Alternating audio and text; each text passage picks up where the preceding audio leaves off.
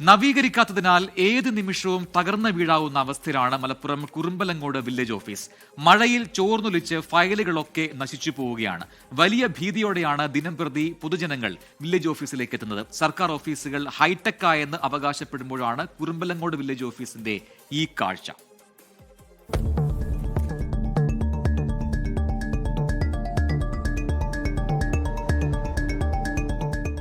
ചാലിയാർ, ചുങ്കത്തറ, പോത്തുകല്ലു തുടങ്ങി 3 പഞ്ചായത്തുകളിലെ 12 വാർഡുകളിലെ ജനങ്ങൾ ആശ്രയിക്കുന്ന വില്ലേജ് ഓഫീസ് കെട്ടിടമാണിത്.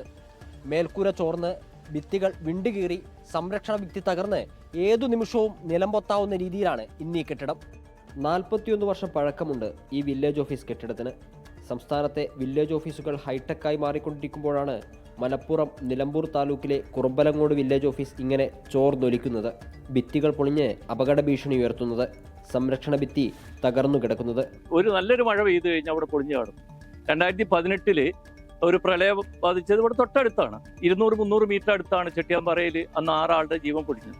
അപ്പൊ നമ്മൾ എന്തെങ്കിലും ഇങ്ങനെ ഇതേമാതിരി ദുരന്തം ഉണ്ടായിട്ട് ഈ നാട്ടിൽ ഇത് ചെയ്തിട്ട് കാര്യമില്ല. സർക്കാരും അതിന്റെ ഉന്നത അധികാരികളും ഇത് കണ്ടു തുറക്കണമെന്നാണ് ഞങ്ങൾ അപേക്ഷിക്കുന്നത്. ആക്രിക്കടയ്ക്ക് സമാനമാണ് വില്ലേജ് ഓഫീസിന്റെ ഉൾവശം. സ്ഥലപരിമിതി മൂലം ഫയലുകളൊക്കെ കൂട്ടിയിട്ടിരിക്കുന്നു. ജീവനക്കാരെ കുറ്റം പറയാനാകില്ല. ഓഫീസിൽ സൗകര്യമില്ലെങ്കിൽ അവർ എന്തു ചെയ്യും?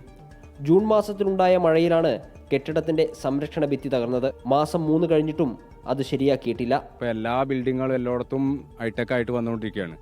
നമ്മളെ പോസ്റ്റ് ഓഫീസ് തൊട്ടടുത്ത് പോസ്റ്റ് ഓഫീസുണ്ട്. പോസ്റ്റ് ഓഫീസ് ഇതേമാതിരിക്ക് ശോചനാവസ്ഥയാണ്. അപ്പോൾ അത് ഞങ്ങളിവിടെ ഒരു വാട്സപ്പ് കൂട്ടായ്മ, ചരിത്രം വാട്സപ്പ് കൂട്ടായ്മ പറഞ്ഞ കൂട്ടായ്മ ഉണ്ടെന്ന് അവർ ഞങ്ങളെല്ലാവരും കൂടി അതിൻ്റെ തേപ്പ് പണിയും കാര്യങ്ങളും പെയിൻറ്റിങ്ങും എല്ലാം കഴിച്ച് മേലെല്ലാം ഷീറ്റിട്ട് ശരിയാക്കിയിട്ടുണ്ട്.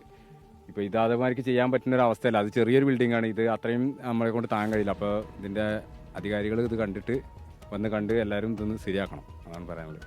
5 ജീവനക്കാർ ഇതിനകത്ത് ജോലി ചെയ്യുന്നുണ്ട്. 3 പഞ്ചായത്തുകളിലെ 12 വാർഡുകളിൽ നിന്ന് നിരവധി ആളുകൾ പല ആവശ്യങ്ങൾക്ക് എത്താറുമുണ്ട്. ദുരന്തത്തിനായി കാത്തു നിൽക്കരുതെന്നാണ് അധികാരികളോട് ജനങ്ങൾക്ക് പറയാനുള്ളത്. ഓരോ ദിവസം കഴിയുന്തോറും കെട്ടിടത്തിൻ്റെ തറയുടെയും ഭിത്തിയുടെയും എല്ലാം വിള്ളലുകൾ വലുതാവുന്നുണ്ട്.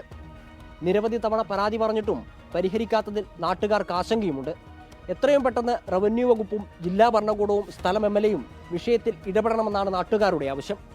ക്യാമറമാൻ മുഹമ്മദ് അഷക്കിനൊപ്പം ഗോകുൽ കെ വേണുഗോപാൽ, 24 മലപ്പുറം. പൊതുജനം കഴുതയല്ല സാർ.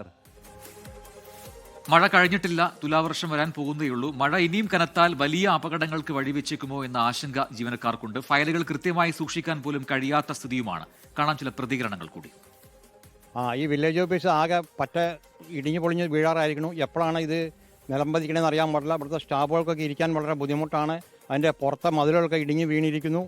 അത് എന്താ കഴിയും വേഗം സർക്കാർ എന്തെങ്കിലും ചെയ്തു കൊടുത്തില്ലെങ്കിൽ വളരെ അപകടാവസ്ഥയിലാണ്. നമ്മളെ ഈ നാട്ടിലെ പാവപ്പെട്ട ആളുകൾക്ക് ഓടി വരാനുള്ളൊരു വില്ലേജാണ്. എപ്പോഴും തിരക്കുള്ളൊരു വില്ലേജാണ്. 3 പഞ്ചായത്തുകളിലെ എത്രയോ വർഷങ്ങളായി, 10-30 വർഷത്തോളമായി ഈ അവസ്ഥയിലാണ്.